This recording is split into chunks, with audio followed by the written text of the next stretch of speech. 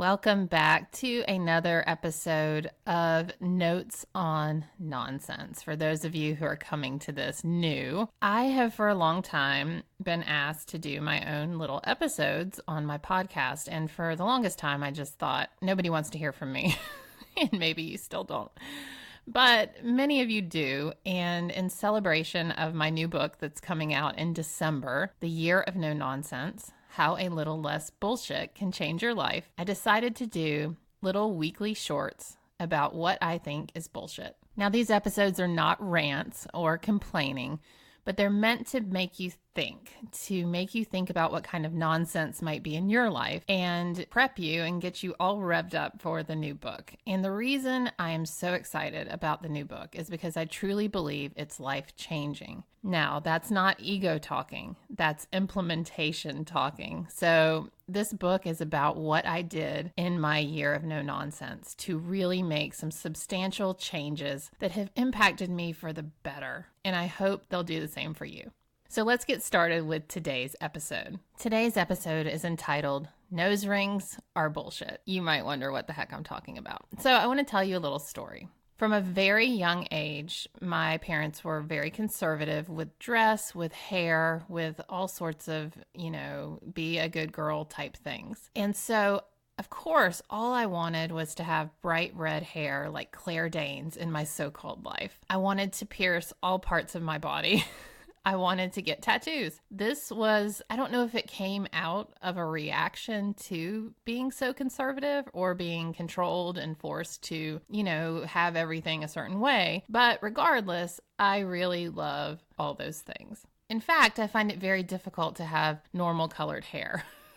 Every time I go to the hair salon, I want to dye my hair a bright color. So along those lines, I have always thought nose rings are the coolest thing ever. Now, I had one like in 2014. I got it. I couldn't keep it. It just would not heal. It was a mess. It took up way too much time.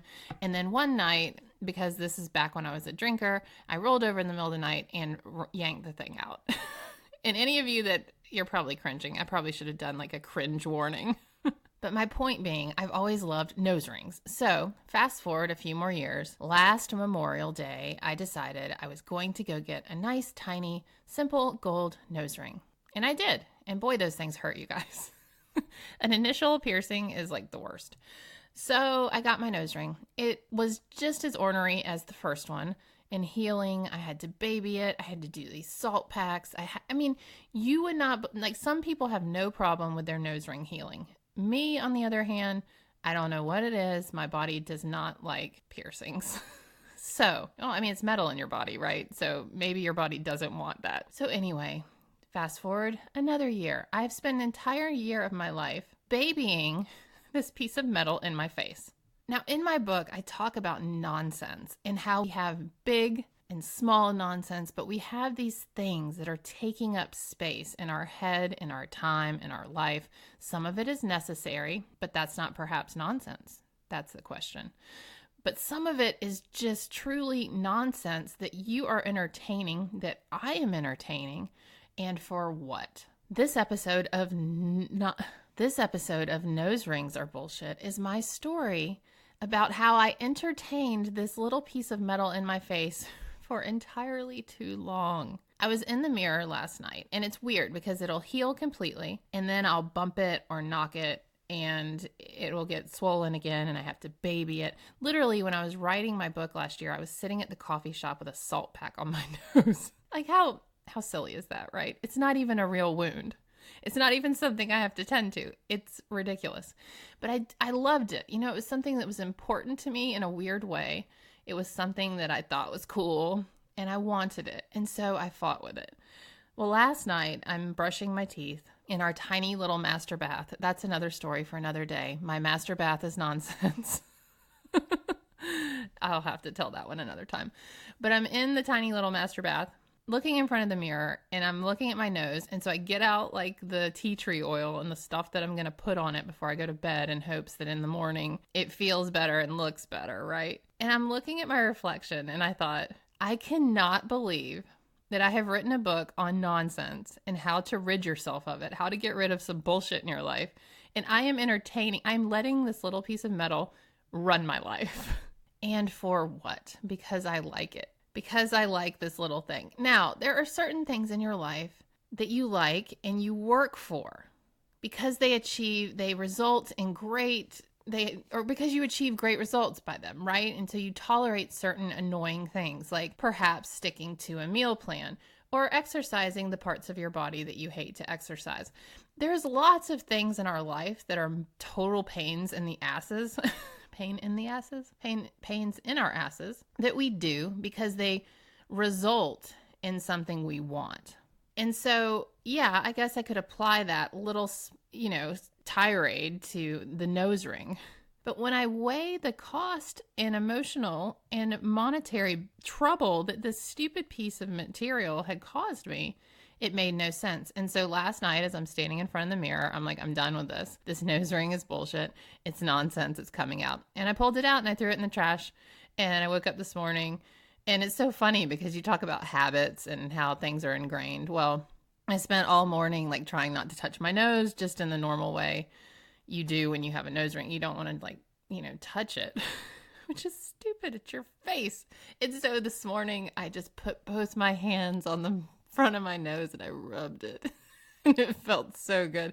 I have not rubbed the left side of my face in a year. So that is nonsense. For me, that nose ring was so much bullshit. Now I know a lot of people that have nose rings and I love them and I'm so jealous, but they don't seem to cause you the same grief that they caused me. And I'm not saying that nose rings are bullshit for everyone. That's the whole point of figuring out nonsense in your life. Nonsense is objective, but nonsense is also subjective. And what I mean by that, and I talk about this at great length, there are certain things you can look at from the external world and say, yep, that's nonsense. And probably 90% of the world will agree with you.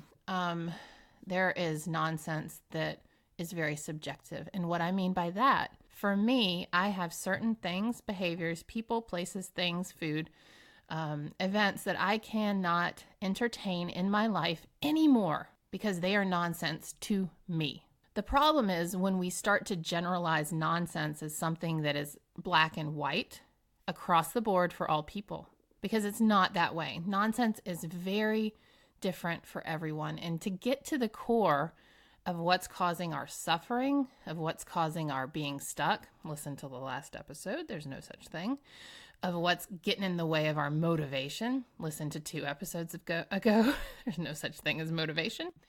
But all these things that are in our way that we feel are roadblocks to our health, happiness, and success, you can probably boil them down to a simple word called nonsense. And I cannot wait to share this idea with you guys in full detail, nauseating detail, as only I can do in my new book. But in the meantime, here's a little thought for you. If my nose ring is bullshit, and I realized it, and I took the step last night to alleviate that mild suffering that was being caused by this little piece of metal, what is something that you can look at in your life today that you can just pull out? You can say, you know what? This served a purpose, or I worked really hard for it for a time. I gave it a good run. I'm not a quitter because of this, but I am quitting this thing because it is causing me ridiculous amounts of grief. Just time, wasted time, you guys. Wasting time is the worst thing we can do because that is the only thing that we are surely to run out of. Do not waste any time living someone else's life. That's Steve Jobs' quote. I love it. It's one of my favorites. When I get stuck in ruts like people pleasing, and I'm going to have an episode on that for sure. That is a big theme in the book. But when I get stuck in these like people pleasing headspaces where I'm like, oh, well, what will so-and-so think if I do this? What will the people think if I do this? Like, just for example, my recent article on triathlete.com was one of those articles. I even wrote a disclaimer at the beginning of the article that if you are a super fast or elite triathlete, this article is not written for you, right? It was about how you should just race and enjoy your time and stop worrying about pace goals because that can be so frustrating.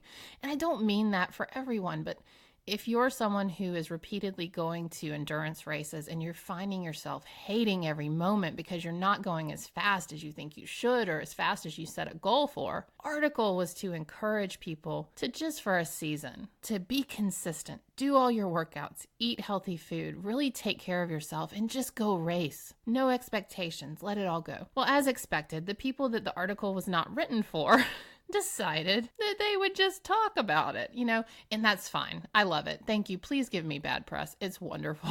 I will take attention wherever I can get it. Who cares? But the point being, we all have our nonsense and we all have the ways that we're living our lives that are causing us pain and suffering. And it doesn't have to be big pain and suffering. But my nose ring was causing me suffering because it was wasting my time. Did it look super cute? Yes, of course. Of course it was great. I miss it already. But when you think about missing something, when you think some of the nonsense in your life is gone and you truly miss it, I encourage you to do the following. Rub your nose. Do the thing that affirms your decision. And I was able to do this with alcohol because it's really easy, especially as a recovering drinker. I don't like the word alcoholic, but to each her own. As a recovering drinker, it's really easy to go somewhere, hear a martini shaker, or sit across the table from someone with wine and think, oh, the way we were. How wonderful it would be to have a glass of wine tonight. And for the longest time in my Grateful Sobriety group, I have said, don't make eye contact with it. Don't romanticize the monster. Now, tying this into a nose ring is a little bit of a leap, but this application can apply to any part of your life that you have to quit or that you choose to quit to move forward, to get on with your life in a better and more productive way. So when you make that step, when you pull out the nose ring, don't go back the next day and get it re-pierced. Rub your nose and think, oh my gosh, it feels so good to rub my nose. When you give up the job that has been killing you, don't say, oh my gosh, I wish I made that money again. Yeah, maybe you do. But don't think about that. Think about what you have gained in your loss. Think about the choice you made to change and the positives that will bring. It's all about what we can do in our own head to categorize the nonsense, to rid ourselves of it, and to move forward in a way that creates more of the good stuff and less of the bullshit. Thank you all for listening. In the meantime, between now and December, please join the Facebook group. All you have to do is search Year of No Nonsense, and it'll probably pop up. Request to join and fill out any questions that there might be, and we'll see you there. Until next time.